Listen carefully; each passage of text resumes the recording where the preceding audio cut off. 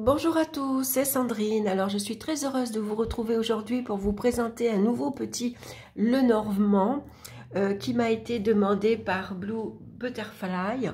Donc merci de t'être intéressé à ce joli petit oracle qui est très sympa par ses couleurs, hein. Il est assez original. D'ailleurs je vais faire une comparaison au fur et à mesure que je vais vous montrer les cartes avec un petit Lenormand traditionnel et vous verrez la différence par rapport à l'imagerie. Donc il arrive dans une petite boîte en carton, hein, toute simple, comme un peu US Game, sauf que là, les éditeurs, c'est AGM Urania. Donc c'est de Regula Elisabeth Fietscher, hein, et c'est les cartes mystiques de Mademoiselle Lenormand. Voilà, un tout petit jeu, donc voilà, avec de jolies illustrations. On a un petit livre à l'intérieur, très sympa également, tout en français, hein, donc ça c'est super, hein. Donc, cet oracle est composé de 36 cartes. Il repose sur les célèbres cartes de prédiction de Mademoiselle Lenormand. Née en 1772 à Alençon, en France, Marie-Anne Lenormand fut réputée et reconnue par la société grâce à ses prédictions justes. La Sibylle de Paris tira les cartes à nombre de ses contemporains, célèbres entre autres comme Napoléon et son épouse Joséphine. Elle mourut en 1843 à Paris. Donc ensuite un petit mot, hein, ensuite un petit mot de l'artiste. Ensuite on va comment prendre contact avec les cartes. Ici le tirage des cartes, donc une petite préparation, hein, bien les manipuler, les garder avec, dans vos mains, hein, pour qu'elles s'imprègnent de votre énergie. Ici on va trouver un petit tirage en 3 cartes, passé, présent, futur, hein, classique. Et puis bien sûr après on va passer au grand tableau. Alors ça c'est chouette parce que c'est pas souvent qu'on nous présente le grand tableau dans des petits livrets. Donc on vous explique que pour avoir le thème de ce tirage, hein, donc là on va mettre 4 rangées de 8 cartes, les 4 dernières ici tout en bas, donc ça fera 36 cartes, et puis on va retourner les premières cartes ici en diagonale.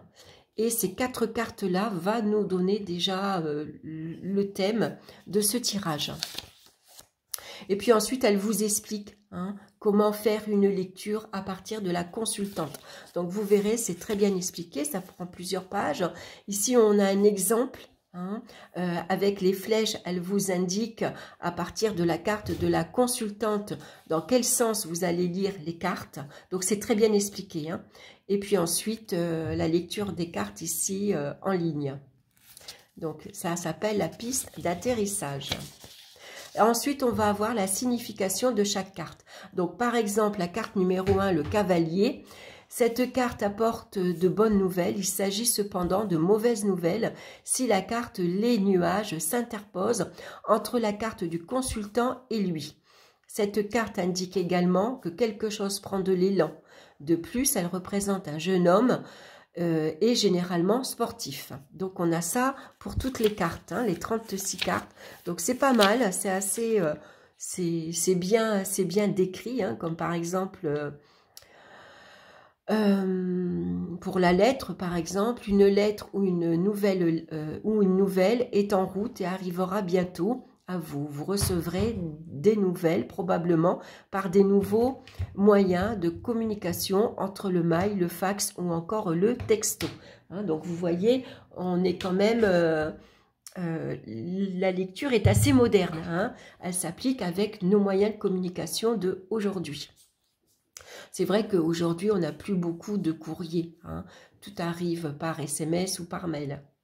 Voilà, donc je trouve que c'est très bien expliqué. C'est un chouette petit livre. Et puis en dernier, on a un petit mot sur l'auteur et un petit mot sur ici l'artiste. Donc un petit bouquin à voir sur soi, il est tout petit. Donc il glisse très bien dans son portefeuille, dans sa poche. Voilà, vous pouvez l'emmener partout. Donc, on va regarder maintenant les cartes. Donc, c'est un petit jeu, hein. Donc, bien sûr, les illustrations vont être vraiment différentes par rapport à un petit Lenormand traditionnel, hein. Moi, d'habitude, j'utilise celui-ci. Hein, je vous montrerai les illustrations après. Donc, le dos des cartes, c'est un dos jaune avec un tour un peu bleu-violet. Et puis on voit au centre une constellation avec toutes des anges tout autour. Je vais voir si je peux tirer le rideau. Est-ce qu'on verra mieux? Je vais voir parce que il y a beaucoup de luminosité aujourd'hui. Je vais tirer le rideau. Alors, est-ce qu'on verrait pas mieux comme ça, en ayant plus de lumière? De toute façon, je vais le rapprocher de la caméra. Donc, c'est un jeu très, très, très joli. Et puis, dans le style Renaissance, je trouve. Alors, on va regarder les illustrations. Ici, on a le cavalier. Donc, vous voyez, on a sa cape rouge qui indique qu'il est actif, qu'il est dynamique. Le cheval, on voit également qu'il galope. Donc, il y a vraiment une action ici. On voit d'ailleurs un serpent en dessous. Donc, je vais vous montrer par rapport au cavalier dans un jeu un peu plus traditionnel. Alors, on va retrouver bien sûr le numéro de la carte ici dans l'angle, mais on n'aura pas dans ce jeu-là le petit jeu de 32 cartes, comme on le voit ici au milieu. Donc, voici pour le cavalier. Ensuite, on a le trèfle. Donc, voici par rapport au trèfle. Le bateau. Donc, vous voyez, c'est un jeu pareil, qui est joliment illustré. On est toujours dans cette petite porte. L'image est ici représentée dans une petite porte. Donc, vous voyez, c'est complètement différent. C'est beaucoup plus coloré, beaucoup plus gai. Bon, la mer est aussi agitée par les vagues. Ici, il y a une baleine avec une croix au milieu du bateau, donc on n'est pas du tout dans la même époque également. Ensuite, on a la carte de la maison. J'aime beaucoup la maison, elle est vraiment jolie. Voilà, c'est un jeu vraiment différent. Ensuite, on a l'arbre avec ses deux petits lapins. Donc, ça représente bien aussi Ostara, la période du printemps, avec tous ces petits oiseaux dans les arbres. Ensuite, on a la carte des nuages, donc qui est beaucoup plus, qui est moins triste que cette carte-ci, par exemple, où on voit un paysage beaucoup plus sombre. Là, on voit simplement un nuage noir, un nuage blanc, et à l'intérieur, on a un dragon, justement, qui souffle, ce nuage-là. Il fait un petit peu hindou, je trouve, par rapport aux portes. Ensuite, on a la carte du serpent qui est assez intéressante. On voit que ce serpent, il est au milieu de la mer, sur une île, entre le soleil et la lune. Et vous voyez qu'il couve un œuf, alors que le serpent ici est complètement différent. En plus, le serpent est couronné. On a la carte après du cercueil. Donc là, ça fait assez égyptien, On dirait la tombe de Toutankhamon, on retrouve la clé de Ankh par rapport au cercueil ici traditionnel. Ensuite, on va avoir la carte du bouquet qui lui aussi, je le trouve très très joli, le bouquet. Ah, c'est pénible cette luminosité, vous me direz si vous voyez bien. Ensuite, on a donc la carte de la faux, complètement différente. Donc là, elle nous fait penser plus à la période de récolte. Donc, ça pourrait ici, par exemple, ça pourrait indiquer le mois de septembre, ou en tout cas fin août, quand on commence à rentrer les blés. Ensuite, on a la carte de la Vierge. Donc, vous voyez, on reste également... ici, on dirait, comment dire, un prêtre qui se flagelle, carrément. Ensuite, on a la carte des oiseaux, donc toujours à l'intérieur d'une porte. Le paysage est différent, là aussi. C'est deux hiboux, alors que là, on dirait plutôt deux hirondelles. Ensuite, on a la carte de l'enfant qui est plus joyeux, là aussi. On voit que c'est un enfant qui fait de la balançoire. Il y a un petit lutin avec des fraises, le petit chien. une petite fille. La carte du renard. J'aime beaucoup la carte du renard. Donc le paysage, vous voyez, il est toujours enneigé. Hein, ça représente l'hiver. Avec son reflet. Ensuite, on a la carte de l'ours. Donc là, on voit l'ours ici qui est debout, qui mange du miel. Alors que là, l'ours est ici sur ses quatre pattes. Ensuite, on a la carte de l'étoile. Alors, j'aime beaucoup avec cette longue vue. Hein, avec ce petit chat. J'aime beaucoup la carte de l'étoile. C'est vraiment deux jeux différents. Ensuite, la carte de la cigogne, hein, donc, qui est bien représentée sur une cheminée avec ses petits, qui a fait son nid. Hein. Ensuite, on a la carte du chien, donc qui est à la maison, l'ami fidèle, devant la cheminée. Donc là aussi, avec un décor différent. Là, le chien est dehors, il est attaché à sa niche. Ensuite, on a la carte de la tour. Avec ici cette princesse qui est enfermée dans son donjon. Donc on peut l'interpréter aussi hein, dans un tirage. Vous pourriez par exemple vous sentir coincée, enfermée, prisonnière d'une situation par exemple. Ensuite on a la carte du jardin. Donc là ici on a un jardin comme ceci. Ici on a une dame, un monsieur qui se promène. Il est très beau ce jeu. La carte des montagnes. Hein, la montagne, c'est les efforts à faire, c'est les obstacles que vous pouvez trouver sur votre route. Donc on voit ici que c'est un peu plus laborieux. Hein, on voit qu'ils peinent à monter. Hein, les animaux aussi peinent à monter. Mais que derrière cette montagne d'obstacles, il y a ici de la lumière. Hein. Donc vos efforts sont récompensés. La carte du chemin. Voyez, donc là, on voit deux chemins, on arrive à un carrefour. Ici aussi, mais il y a un passage en plus. Hein, on passe un pont.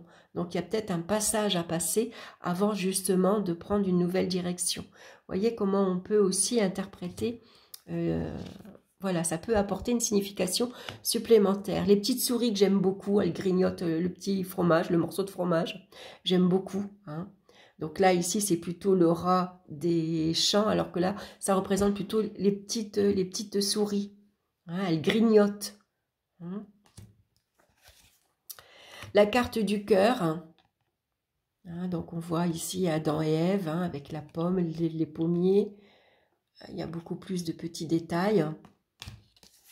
La carte de l'anneau. Donc là, on voit que c'est une pie qui vole une bague.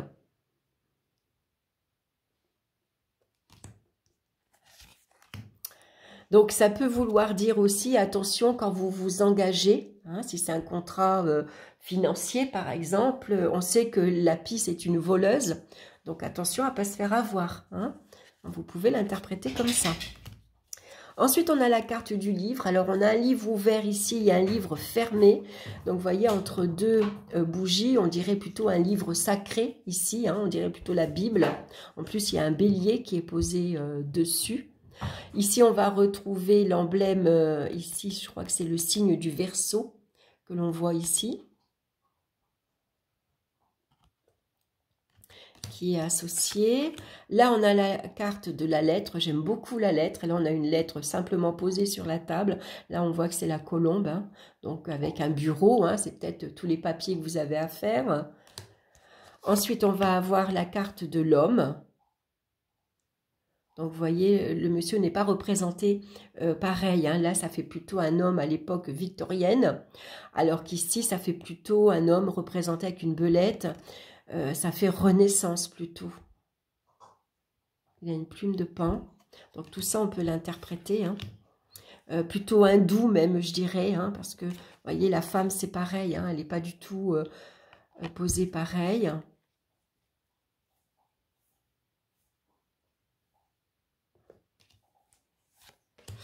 On a la carte ici d'Ulysse, alors rien à voir. Hein.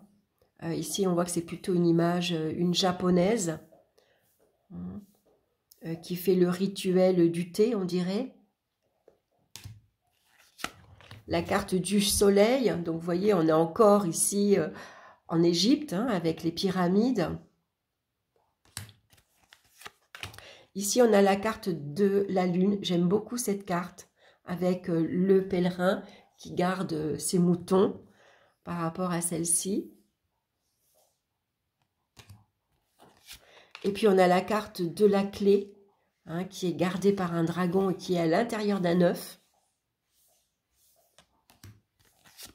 La carte des poissons, là aussi, ça fait plutôt japonais. Hein, on retrouve là, ici avec la maison, le pêcheur avec son petit chapeau. Voilà, les poissons.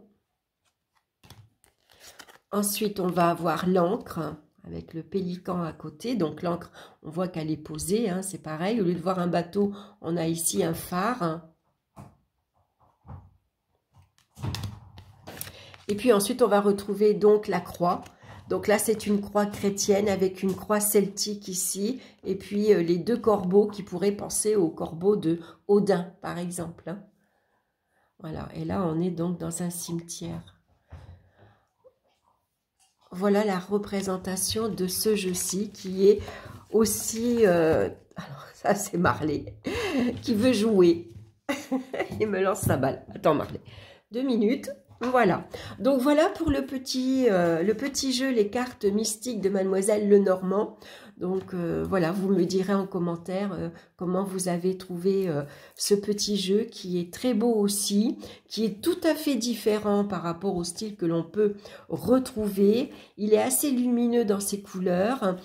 Et puis, comme il a beaucoup de petits détails, ça permet également, du coup, d'apporter des petites significations supplémentaires.